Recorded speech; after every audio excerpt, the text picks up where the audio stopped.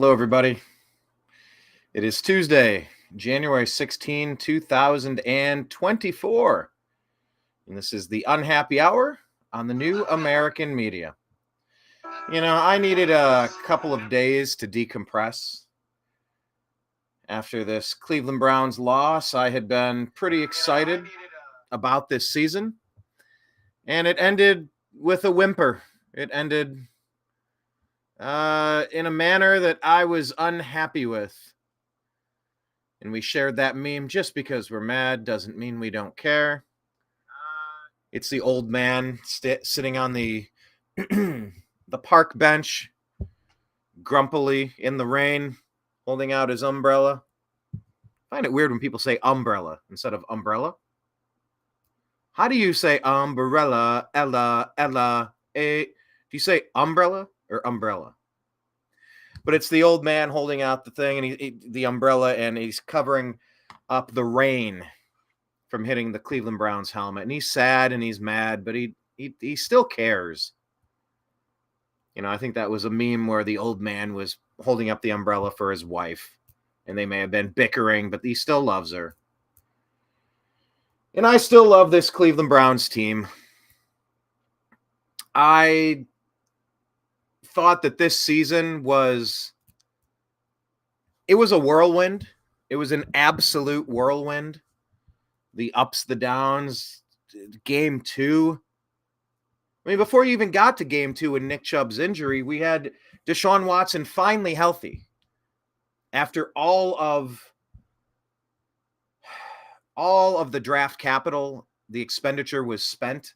3 first-round picks, a third-round pick, swapping fifths, just to get the guy, to pay him damn near $250 million, fully guaranteed is what it took. So, I mean, it showed you one thing. It showed you that Jimmy Haslam was willing to move all in and spend. By the way, if you're tuning in for, normally, because I'm broadcasting this on the Agree to Disagree platform for the New American Media as well, that show has uploaded. It's on YouTube, it's on Rumble, it's on X, it's on Spotify. Please watch that. This is our sports show called The Unhappy Hour. Oh, let me do the bumper. Here we go.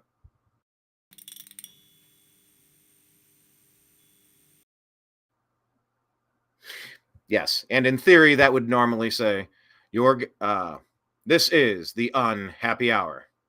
But I still need to add some sound to that. But this was supposed to be the return of Deshaun Watson.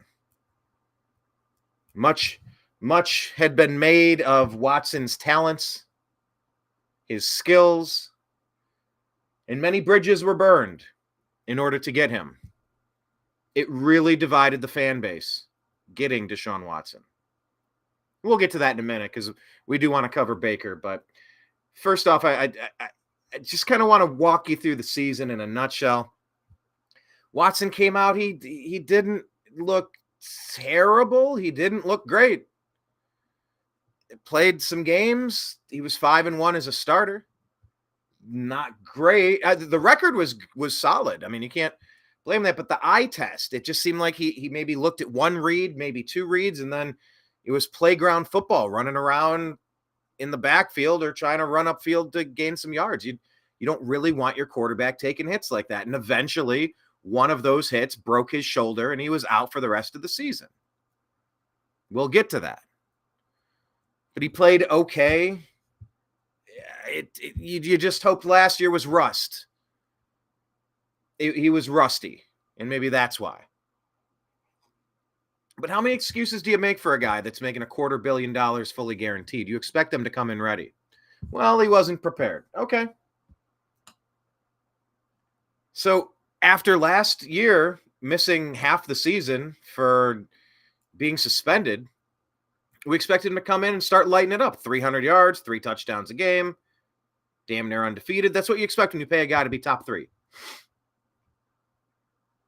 But he played okay, and the Browns had a decent record. But then in game 2, I believe, against the Steelers, Minkah Fitzpatrick had one of the dirtiest plays you'll ever see, blowing out the knee of Browns' star running back, arguably the best running back in football. Arguably, because, Christian McCaffrey, there's a few studs.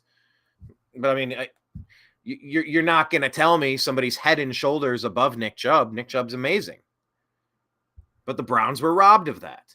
And it was a dirty play. And here's why I tell you it's a dirty play. Same reason why I say the Tyler Higbee knee explosion of his ACL was dirty. They took him out on the Rams in that Lions game in the playoffs. And it was unfortunate. I mean, the guy dove low and just blew out his knee. And it's like, that's not football. To me, that's not football. If the play you make would get you into a fight at practice at your own team, your team is having your own practice. If you hit a teammate like that in a practice, causing an injury, would you be in a fight with your team, with your teammates, with your coaches? Would you be fined or suspended from your team? If so, that's a dirty play. If you can't hit a teammate that way, it's dirty. Period. And that's what Minkah Fitzpatrick and those dirty Steelers did to the Cleveland Browns. And it just kind of felt like, well, here we go again. But the Browns were resilient. The Browns were tough.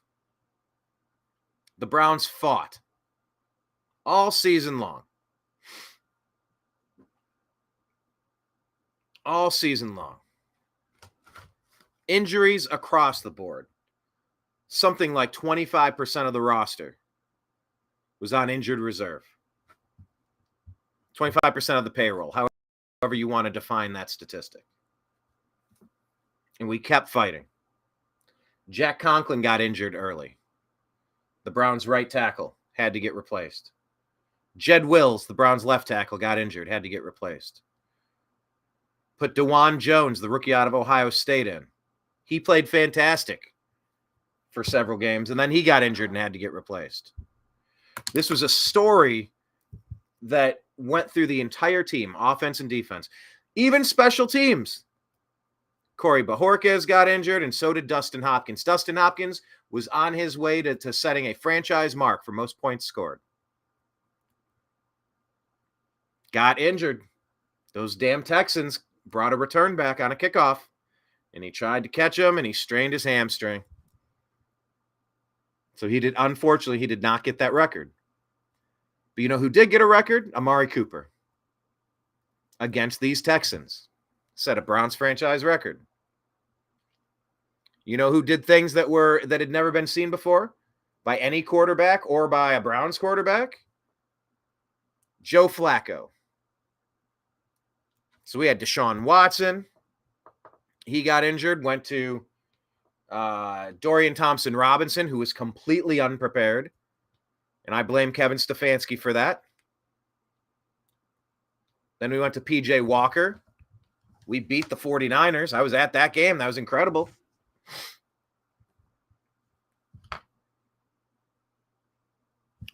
Deshaun Watson came back, and we played the Baltimore Ravens, the number 1 seed. We're the only team this year to beat the number 1 seed in both conferences. How often does that happen? I don't know.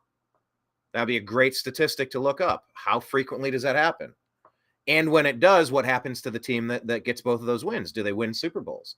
I'd be very curious. But the Browns proved they could get it done, missing key pieces. Running back, tackle. Quarterback. Eventually ended up settling on not Jeff Driscoll. We brought him in for the final game to play against the Bengals. Kind of had a bye week. And at the time, it was like, well, look, the bye week makes sense. The bye week makes sense because we're banged up. Could you imagine if Myles Garrett or Joe Flacco got injured in this meaningless game? The Browns were locked into the number 5 playoff spot. Essentially, we got a bye week. And I was at that game. Not too much to write home about, but whatever. And so, you wonder if rest versus rust bit us in the butt. The Browns were on a roll. The Browns were playing well. And Joe Flacco was launching 2-3 touchdowns a game, 300 yards. Just precision passing, confidence, anticipation. Defense was playing lights out. Special teams was solid as it had been all year. And you go, look, this is a team of destiny. You had Jim Donovan, the voice of the Browns, battling leukemia, blood cancer. And guess what? He came back from that. And, it was magical. And so I don't want to lose track of all of the magical things. Deshaun Watson came back in that Ravens game. He broke his shoulder, and he still had a perfect, I believe he was 13 of 13 leading the comeback in the second half of the Ravens game. Magical. Perfect. But then that was it. Next day, word came out that he was injured and it was shutting him down for the season. But we stayed resilient. We brought in Joe Flacco. He was lighting up the league. Defense was number one in the league. But we did have problems. Throughout the season, we did have problems. And we cannot lose track of that. That West Coast trip against the Rams, we did not look great. Flacco's first game, I believe. Against the Broncos, we did not look great. And you wondered what kind of team you had. But look, over the past 5 weeks, we were a team to be reckoned with. We were firing on all cylinders, and the Cleveland Browns felt like a team of destiny. And doggone it, there's always next year, right? There's always next year. Because the Houston Texans took care of business and blew the brakes off of us. Now, the game wasn't a blowout the entire time. It was not a blowout the entire time. End of the first quarter, Houston 10, Cleveland 7. Okay, that's a 3-point game. They hit, we hit back. They hit, we hit back. Second quarter, Houston put up 14 points. We put up 7. Okay, so that's 24-14. That's not insurmountable. That's something to work. That's something you can work with. But then in the third quarter, that's when everything fell apart. Joe Flacco had 2 pick sixes, but really by that point in the game, the offensive line was clearly not allowing enough time for Joe Flacco to make reads. And now trailing by 10, you're trying to make some stuff happen, and you tried to make too much happen. I mean, Flacco on the day finished over 300 yards, more than C.J. Stroud. Now, Stroud, by the way, had a quarterback rating of 157, QBR of 98, 3 touchdowns, no interceptions.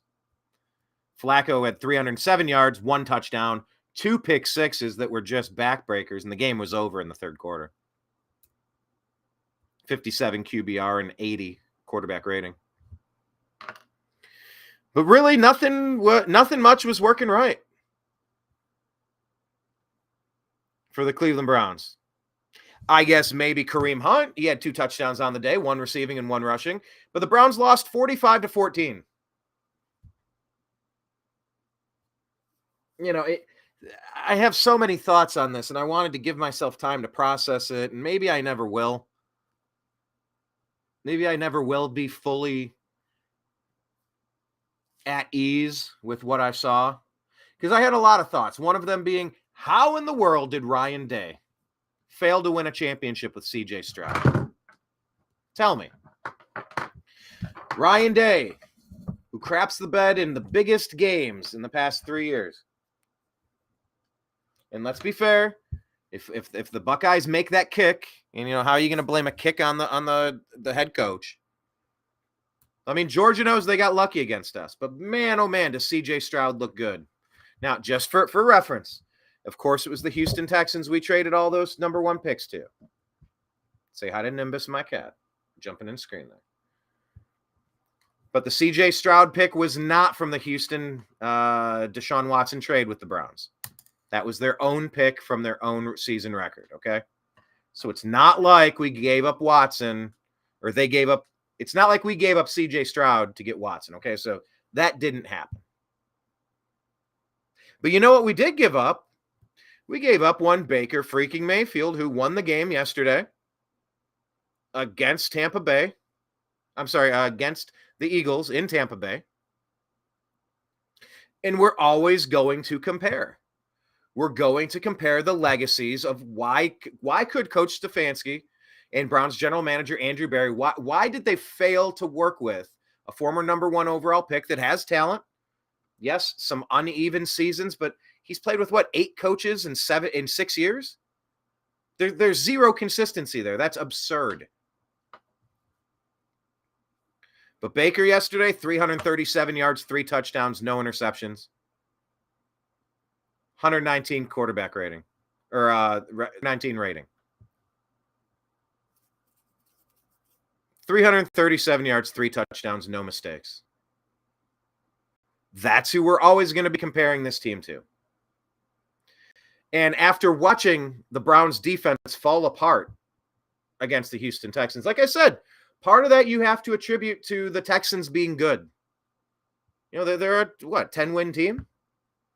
They're right behind us. They won their division. Oh, but it's a bad division. Shut up. They won the division. Oh, Baker Mayfield won a division, but it was a bad division. He won a division. All you can do is win what's in front of you. And they did. But part of that was because the Texans are good on offense, and they're still missing Tank Dell. Watch out next year when Tank Dell comes back. I drafted both C.J. Stroud and Tank Dell in my dynasty leagues. Ooh, I'm excited for that next year. Even without Tank Dell, they lit us up. And that's a problem. That's a coaching problem. We were talking about who is the real coach of the year, Kevin Stefanski. Well, did Kevin Stefanski play his way out of coach of the year? I don't know. He still did a lot with less.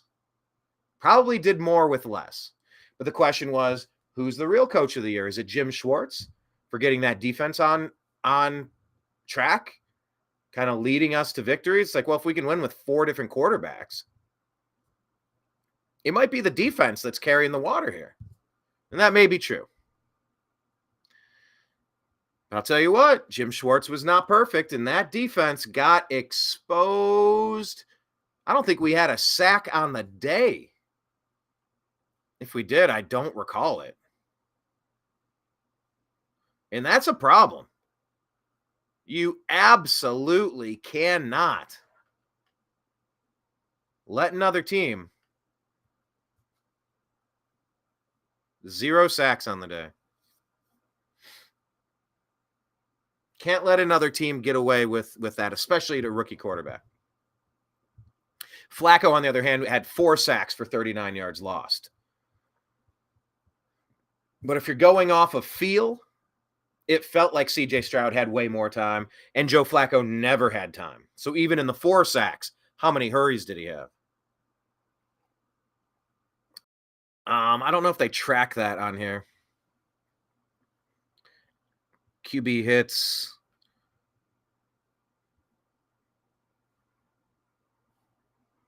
Yeah, they had 7 QB hits. The Browns had 1 quarterback hit from Zadarius Smith. 1. That is absurd.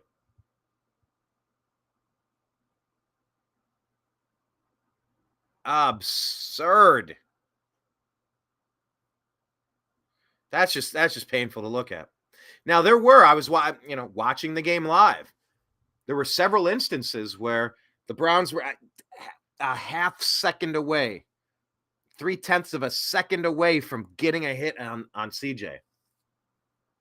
Couldn't do it. So the Browns defense got out-schemed. Greg Newsome got beat 100 times, it felt like. Nothing we did worked. The one guy that played pretty well was Joker, Jeremiah Owusu-Koramoah. But just think, we see Baker being able. Remember that Eagles team. Yeah, they're falling apart. Yeah, the second half of the season they've kind of sucked. That's the same team that went to the Super Bowl. They were like a flag away from maybe winning a Super Bowl last year. They're still very talented, but you just have to wonder: would you rather have 337 yards and 3 touchdowns, no interceptions, plus 3 first-round picks? 2 of them would already be on your roster, and a 3rd-round pick? Sure seems like we could use some offensive line depth, maybe a linebacker. Remember, Jacob Phillips injured, and not Anthony Richardson, not Schwartz. Middle linebacker from the Colts. He's played in so few games, it's hard to remember his name. Let's just leave it at that. But you just wonder, if the Browns could get it done with 4 different quarterbacks, why did we have to go to such lengths to throw away Baker Mayfield? Let's talk about the rest of the games that happened on the wild card weekend. Kansas City in a blizzard. I believe one of the 5 coldest games ever played. Miami, I mean, you could imagine them not really wanting to be there. Miami got smoked 7-26. KC advances. Must be in the script. I do not want to see Kansas City advance anymore. I'm over it. I'm sick of the same couple of teams winning it every year. I'm over it. Green Bay and Jordan Love played a heck of a game. Congratulations.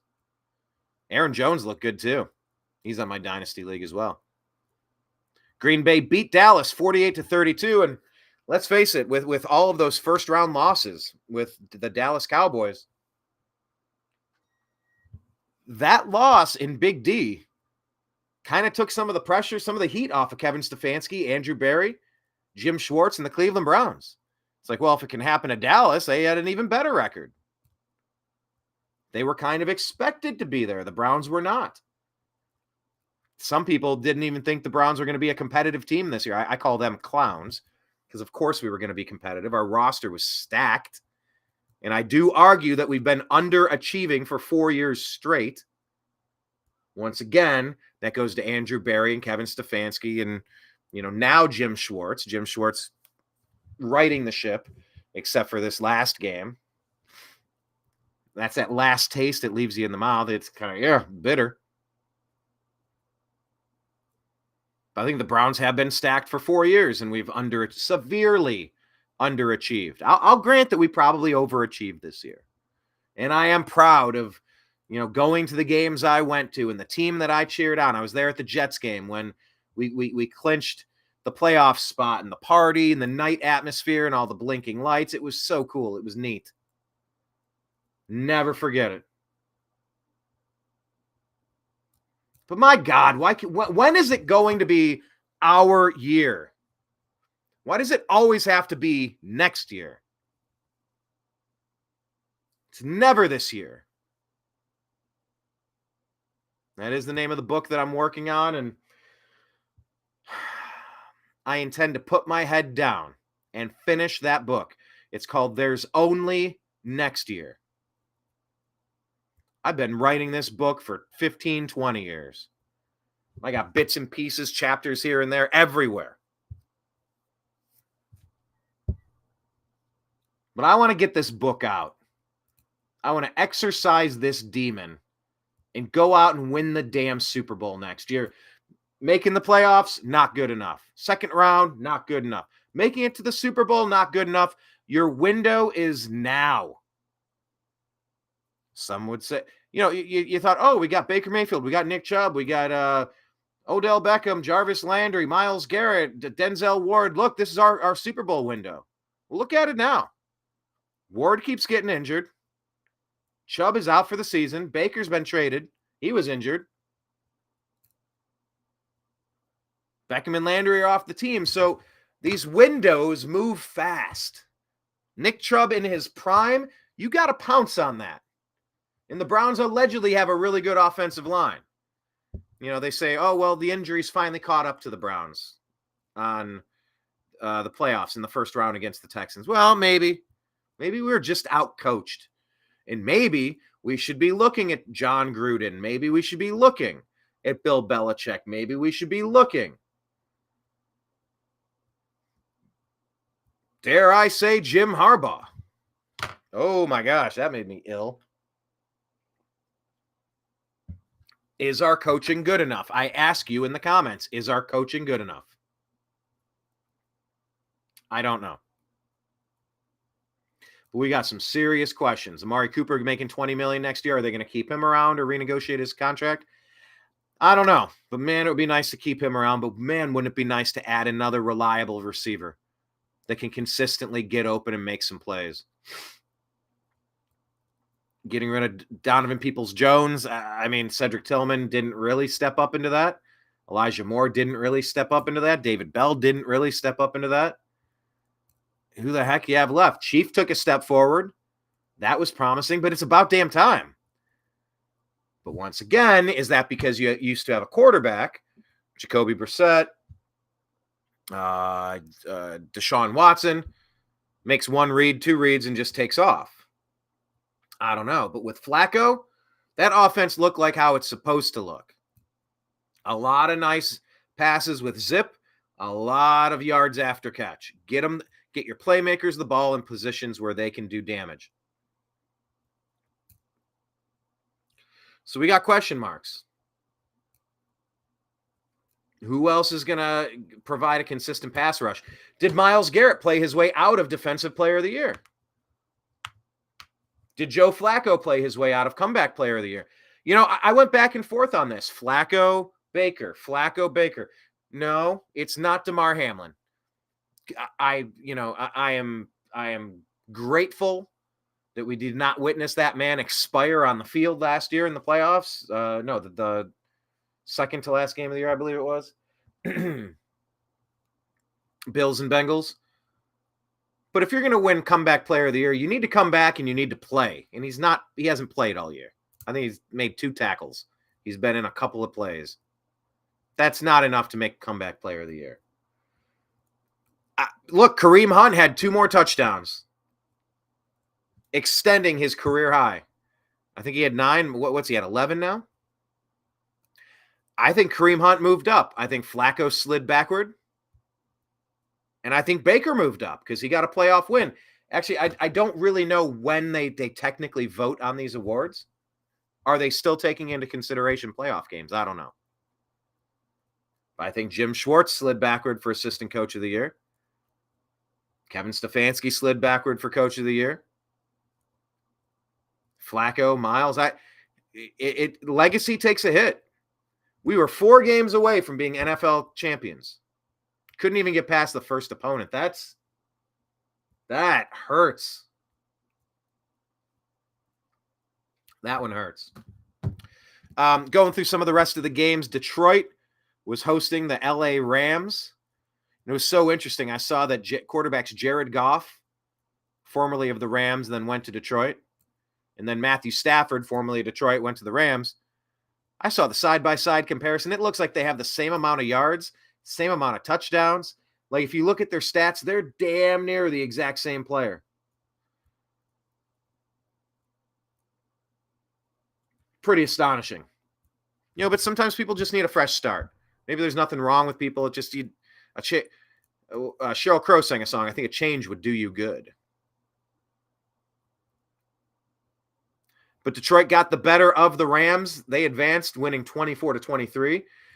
Hey, I was happy. I'm theoretically pulling for Detroit. Not anymore.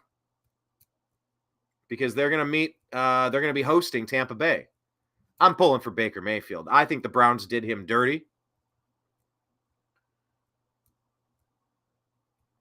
I think he was plenty good enough to win a Super Bowl with the Browns.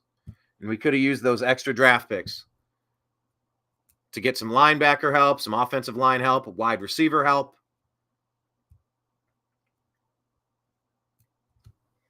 You know, how much am I supposed to go on and on about it?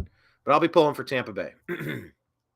Then the final game of the wild card weekend was Pittsburgh at Buffalo. The game was close-ish, but Buffalo kind of remained in control of that and kept it there.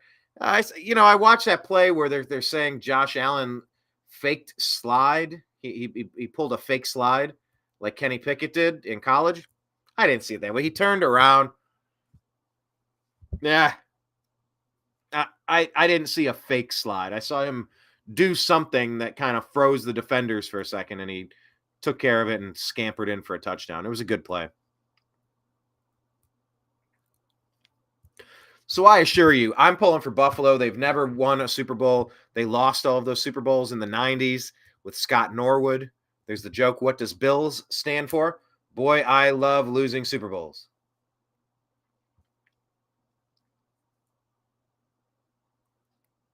So, yeah, I'm done with KC. Mr. Pfizer, get out of here. I'm done. Done with you. Please go away. So the question is, who are you rooting for in the playoffs now? I'm rooting for Baltimore to lose, so I will be rooting for the Houston Texans. I like C.J. Stroud. I hate that he's the one that knocked us out, but we weren't good enough to win. What are we supposed to? What are you gonna do? People were like, "Oh, I hope we play the Jaguars. I hope we play the Colts. Out of all the teams, I hope we don't play the Texans." It's like, you know what? If you can't beat the Texans, how are you gonna beat the Ravens? How are you gonna beat the Chiefs? How are you gonna beat the Bills? It's like, just throw our names in a hat. I don't care who we play, because now we just got to play consistent. We need to play the best ball of the season. And that's what sucks. The Cleveland Browns were playing the best football of the season, the last 4 or 5 weeks of the season. Great defense, great special teams, great offense. And then we just laid an egg. I can't blame Joe Flacco 100% on this one. Like I said, he was getting hit a lot. We were in the hole. He was trying to make some things happen. A couple of bad throws. But, I mean, 45 points given up. Take 14 away. That's still 31 points you gave up. It's more than 7 a quarter. And the Browns can only muster those two first half Kareem Hunt touchdowns. One running, one receiving. They laid goose eggs in the third and fourth quarter. I mean, not much was working right. But, you know, did the injuries catch up to him? Yeah, maybe. The offensive line, maybe. Amari Cooper's heel. He said last week he would have been able to go if they needed him. Could he? Was he really himself out there? I don't know. Myles Garrett hasn't had a sack in how long? How injured is that shoulder? He's been fighting through it, but has he been as effective? I don't know. I am sad. I am really sad. I mean, I tried to get my dad, I got him a brown sweatshirt, and I did see him wearing it. He went up with a big group and watching the game and kind of getting that excitement again. Like, he's a Cardiac Kids fan, and the Bernie days and Don Strock during the strike years. But he kind of been away from football for a little bit. It's been a while since his two sons played the sport. And with all the woke stuff being pushed by ABC, ESPN, Disney, it's off-putting for a lot of people to follow sports. Jeez, and how complicated they make it to even find the games. Kansas City, pay money and download this new app called Peacock. It's like, how about just put it on TV? Huh? Is this a radical concept? You're going to sell me Coca-Cola and Toyota trucks. How about you sell the advertising and just put the game on TV? It's just one more app. That's death by 1,000 paper cuts. How many damn apps do you have? We're probably spending more on all of these apps than we used to spend on cable. It's way more confusing. Get it together, please. Making it difficult to be a fan, I just don't see it in the interest of the business model for these professional sports leagues. Maybe it is. Maybe you're having record-breaking numbers and you're doing just fine, just fine. Okay. I don't like it. And I know a lot of other people don't like it either, so call me crazy. But that's who we got. That's who I'm rooting for. And this Browns season, we cap it off, and, now it's time to start thinking. Step number 1, how do we feel about coaches? Do we extend them? Do we replace them? That's step number 1. General manager. Do we keep him? Do we replace him? That's step 1A, step B.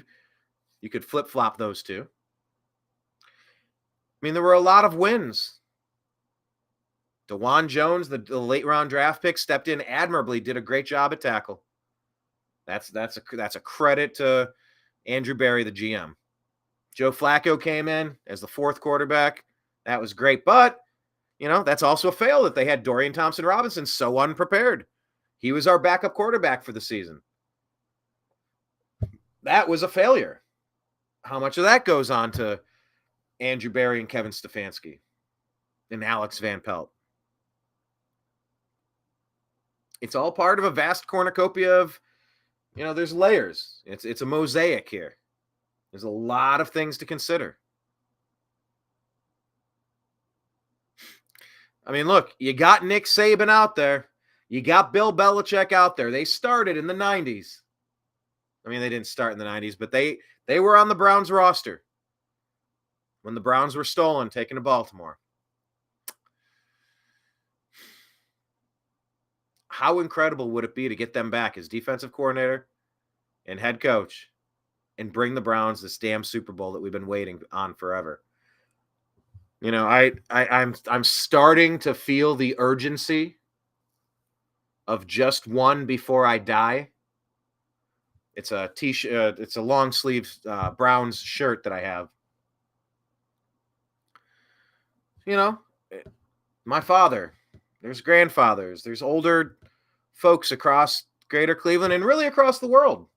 Shout out to Paul Brown. I think maybe I'll see if I can get Brown superfan Paul Brown from the UK to join our program. Had an extra seat, was able to get him front row at the Browns Bengals game. That was pretty neat. But they're Browns fans all over the globe. We just want to, we want to see one Super Bowl win. And now Baker Mayfield is closer to that than the Browns. As good as the Browns were all season, Baker freaking Mayfield is closer than us. Make that make sense. Once again, that's Andrew Berry and Kevin Stefanski. But let's be honest, we need to level up. If we were a better team, maybe we wouldn't even be playing in the wild card round. If we were a better team and had the best record in the AFC, we could have had a bye week, a legitimate bye week. Maybe that would have helped. An extra week for Amari Cooper to get ready, an extra week for Joe Flacco to prep.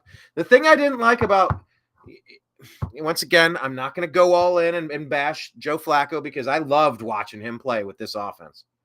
Man, was he playing well. I really started getting nervous watching him do all of the interviews.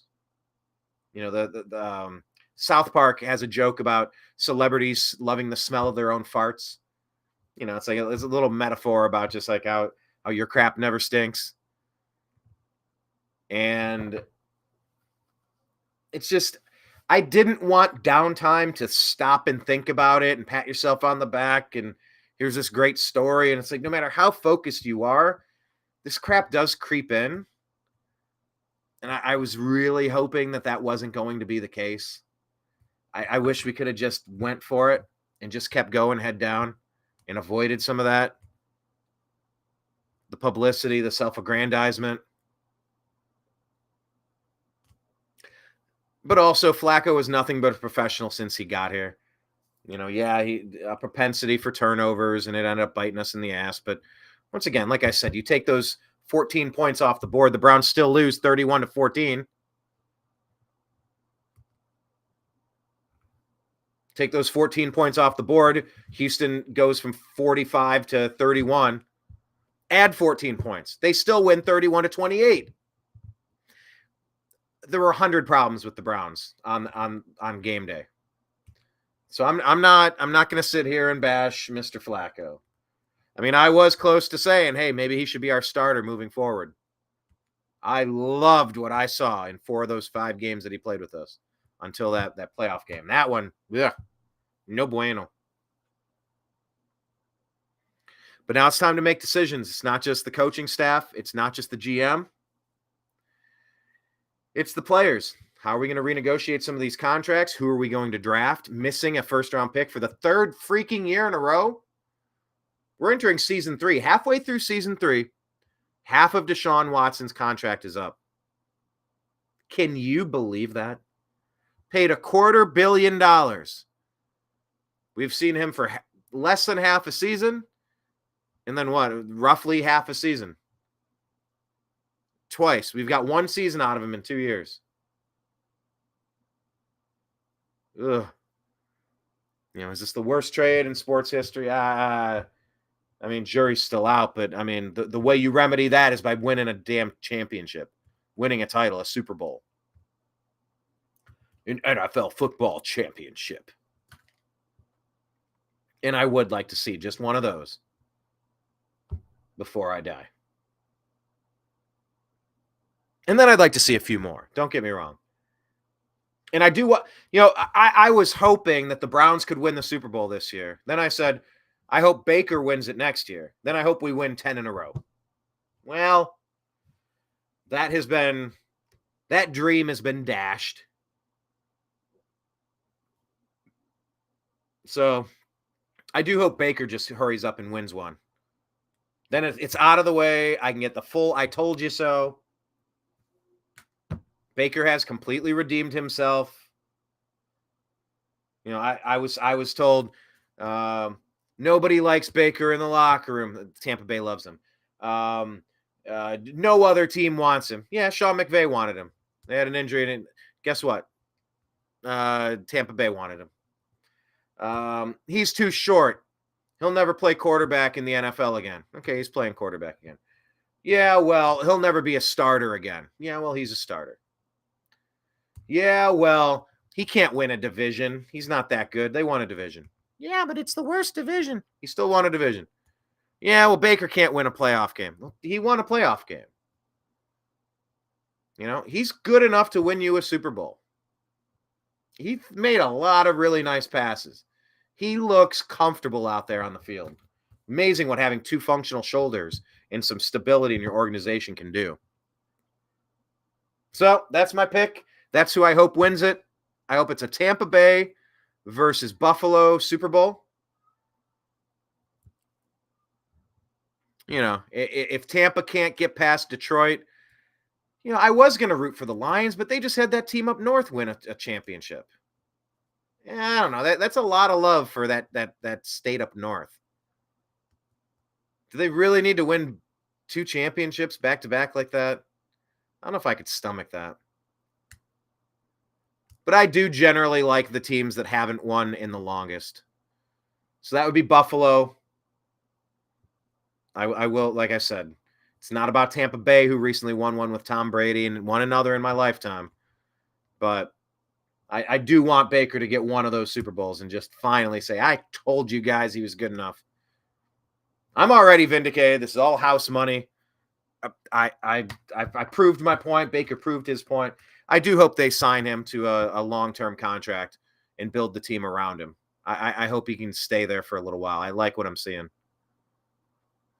But yeah, Buffalo would be a nice team to root for. They've never won one. Won a title. Green Bay, Jordan Love. I mean, that's a nice story, but I mean, Green Bay's won several in our lifetimes. And KC, get out of here, KC. I'm definitely rooting against KC. I can't root against Green Bay. I don't dislike Green Bay, but you know, here's where the playoff seeding gets interesting, right? This is where Baltimore comes in the AFC and San Francisco comes in the NFC. But look, they have both recently won championships. I'm rooting against both of them for that reason. So tell me who you're voting for. Disappointing and inspiring, exhilarating season for the Cleveland Browns. Doggone it. Just win one Super Bowl before I die. Sooner the better, please. This is dragged out quite long enough. There's 32 teams in the NFL? Yeah, get one. Get one, please. All right. Well, anyway, yeah, I don't know. Maybe I'll be back. I don't know how often I'm going to do the Unhappy Hour shows because I can keep following the playoffs, which is a lot of fun. I do enjoy NFL postseason a lot. But yeah, maybe I'll get Zach Barris back on and we can start talking about the NBA, the Cavs, and the rest of the league a little bit. And of course, it's Cleveland baseball spring training coming up in about a month. So there's always interesting sports stuff to talk about. That's for darn sure. So please click subscribe on the podcast, the Unhappy Hour Sports Show, and subscribe YouTube. I don't know if it's youtube.com/the Unhappy Hour yet, but just search the Unhappy Hour Sports Show and hit subscribe. And finally, on Facebook, do a search for the Unhappy Hour Sports Show, a support group. The Unhappy Hour Sports Show, a support group. And join the private group. Tell them that Brian sent ya. Okay. Well, I'm going to sign out now. Doggone it, Browns. Almost. Hey, there's always next year, right? There's always next year. All right, sign out for everybody here in the TNAM universe. I appreciate you.